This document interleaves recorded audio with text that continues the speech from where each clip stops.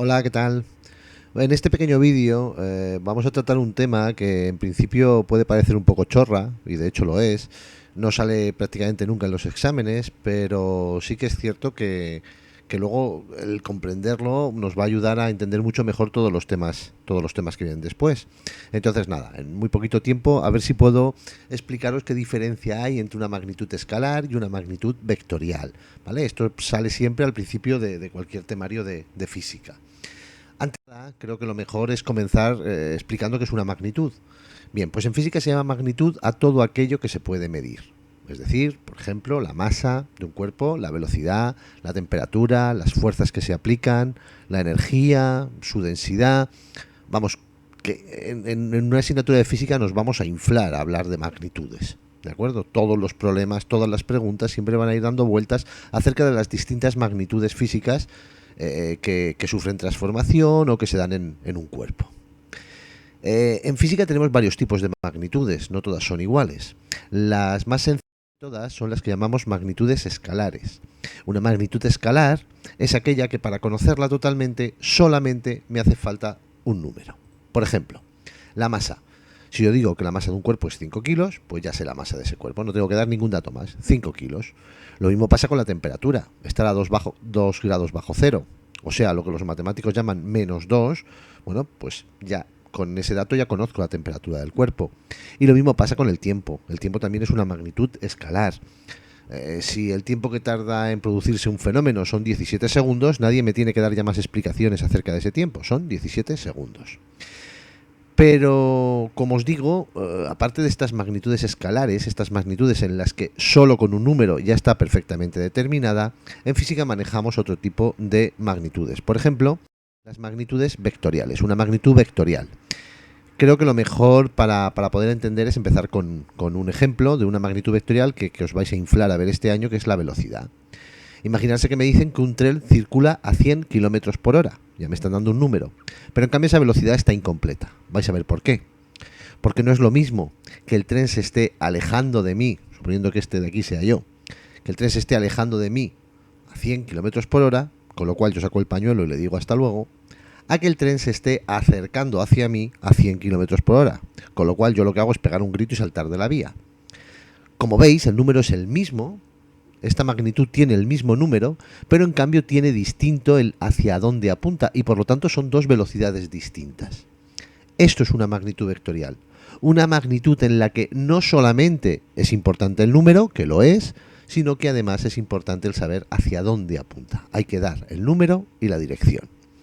Os pongo otro ejemplo. Imaginad que queremos mover este bloque por esta superficie horizontal. Por supuesto, el número de la fuerza es importante. No es lo mismo hacer una fuerza de 100 newtons que hacer una fuerza de 5 newtons. No es lo mismo. Pero también es importante la dirección, porque no es lo mismo empujarlo con una fuerza de 5 newtons en sentido horizontal que con una fuerza de 5 newtons de forma perpendicular a la superficie. Es decir, tenemos dos fuerzas que valen lo mismo, 5 newtons, pero en cambio son fuerzas distintas. Una es paralela a la superficie y la otra apunta hacia abajo, perpendicular a la superficie. Bueno, pues entonces eso es una magnitud vectorial. Una magnitud vectorial es aquella que para conocerla totalmente no solamente tengo que saber cuánto vale el numerito, sino también tengo que saber hacia dónde apunta. Y esto, en matemáticas, un ente matemático que combine estos dos factores, que combine el cuánto vale con el hacia dónde apunta, es lo que los matemáticos llaman un vector. Y por eso estas magnitudes, como la fuerza o como la velocidad que hemos visto, se llaman magnitudes vectoriales. Ejemplos, pues insisto, la velocidad no es lo mismo decir 100 km por hora hacia la derecha o 100 km por hora hacia la izquierda o 100 km por hora formando 45 grados con la horizontal. Y también hemos visto que las fuerzas es una unidad, es una magnitud vectorial. Antes de terminar el vídeo y por completarlo un poquito, podemos definir rápidamente qué es un vector, de una forma que lo vayamos a entender, ya que hay magnitudes en física que son magnitudes vectoriales. Bueno, pues lo que toda la vida hemos llamado una flecha. Un vector es una flecha que tiene un módulo, un número, es lo que mide la flecha, es lo que me da información del cuánto vale, Pero luego no solamente nos conformamos con el número, sino que también tenemos que decir el hacia dónde apunta. Ese hacia dónde apunta en matemáticas se llama argumento y se suele dar como el ángulo que forma la flecha, el vector, con el eje de las X. ¿De acuerdo?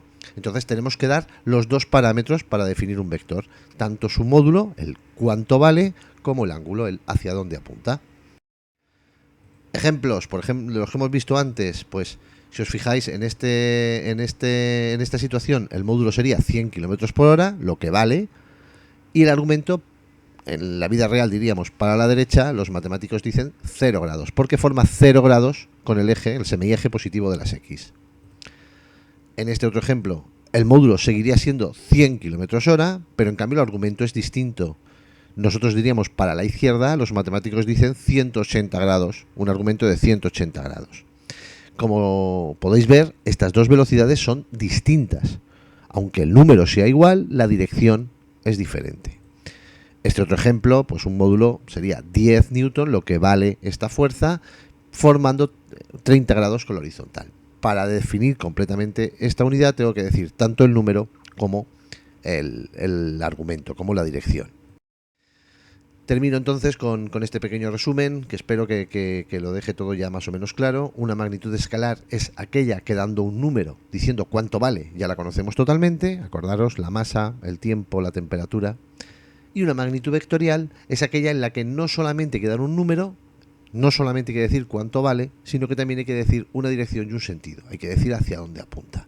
Y esto es muy importante porque a la hora de resolver problemas este año en física, cuando sea una magnitud vectorial tendremos que tener tanto en cuenta el número, como también tendremos que tener muy en cuenta, y ya lo veréis, la dirección, el hacia dónde apunta. Bueno, pues espero que con este resumen os haya quedado más o menos claro. Insisto que esto es un tema un poco chorra, no suele caer en los exámenes, pero sí es importante tenerlo claro para lo que va a venir después. ¿Vale? Venga, pues nos vemos más tarde. Hasta luego.